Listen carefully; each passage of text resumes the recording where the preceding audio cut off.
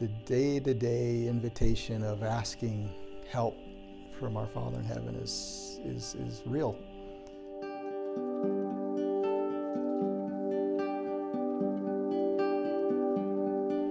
Trust me. Trust me. I know you don't get it all right now. Just trust me. And eventually we do get it. Eventually we do understand.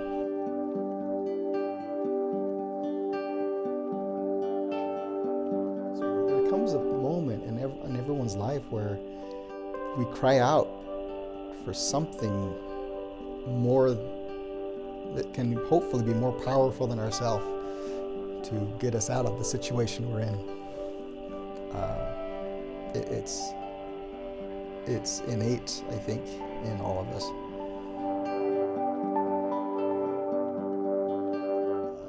When it says in the scriptures too to pray over your fields and flocks and herds, pray over your orchards and vineyards and garden, and I realized, well, back in the day, people, that was their work, was the herds or the orchards or the garden or basket weaving, whatever they did back then. But it's over your avocation, it's over your vocation, it's over your trips that you take. And that's something we take seriously or try frequently to do in my own family is to always pray before we take a trip that we'll be safe, the car will function, and things will be well. Had my sister and my girlfriend at the time in the vehicle with me, and about halfway down, just outside of Scipio, you come down a hill, and then there's a bit of a area, and then it goes into Scipio. It got dark, and so we're driving at night, and as I'm driving along, I suddenly wake up to the fact of screeching tires, and I thought I was in the median, and being in the median, I'm going to be going into oncoming traffic, so I turn the car to the right, and I just hear all this screeching of a tire like you hear just like in the movies, screeching of tires, and then I'm seeing dust fly all over the place, and things are spinning. And then what happened, what I realized, I fell asleep at the wheel, and I was not in the median. I was I had gone off to the right side of the road, and afterwards we looked, and I had done 3 full 360s, I guess, 3 full donuts in that little car. We didn't roll or anything, and it ended right off the side of the highway as if I had pulled off, and a wheel came off, a tire came off the wheel, and all of us, the girls, they had fallen asleep as well, which was fine for them, but I was driving. And so they woke up and they were fine. Nobody was hurt, which was a big deal and a big miracle for me. And in traversing that bit of highway later, if there were anywhere in the whole area to fall asleep and to have that particular kind of accident, that was the ideal stretch of land to do it, because otherwise it's too steep, too ragged, too whatever. So that's a miracle for me that I've always been very, very grateful for.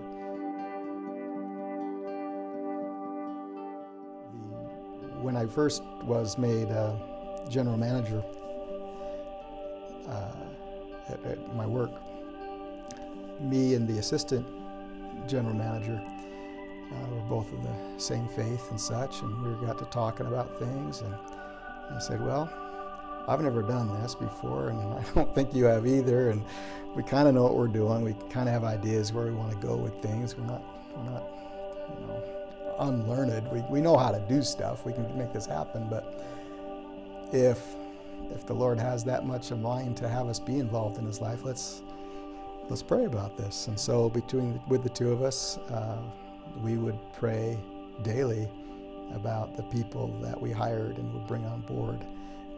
Interview everybody and say, who's the best for this job? Who's best inclined? And please bring people to us that would benefit from this work and this job, that we can help each other out and be better people for it and bless as many lives as possible.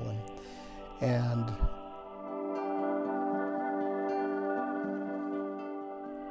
we received those people. They came to us. There were several of the team members who when driving by, they said, I'm going to work there. I'm going to work there. That's where I'm going to work. We had two of them that would call continually saying, hey, when you got it built, I'm ready to work there. And they're doing that on their own, but they were there and they were found. And you might think, well, that's nice and quaint, that's neat. But the team that we had acquired and achieved, and even still to this day with COVID,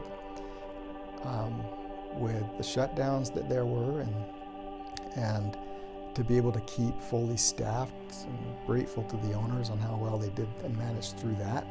But even pre and post COVID, where the labor market in this area is very, very tight. Even before the pandemic, it is so tight here. And there have been instances where we have other managers of other hotels who are working their graveyards, working the housekeeping, working the breakfast, whatever departments. They are working all these other departments to keep their company going. And at this property, that has not.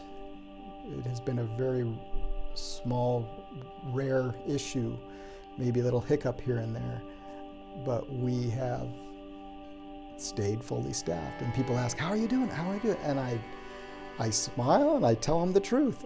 I pray I'm here. And they laugh. They say, no, really, what are you doing? And I say, that is it. The team, they'll refer who they can, but they come through the door and they're here to work here. They come and they are amazing, and they all pull their weight and they all do their part, and it works. So small little miracles like that in everyday life, He is involved. He is there.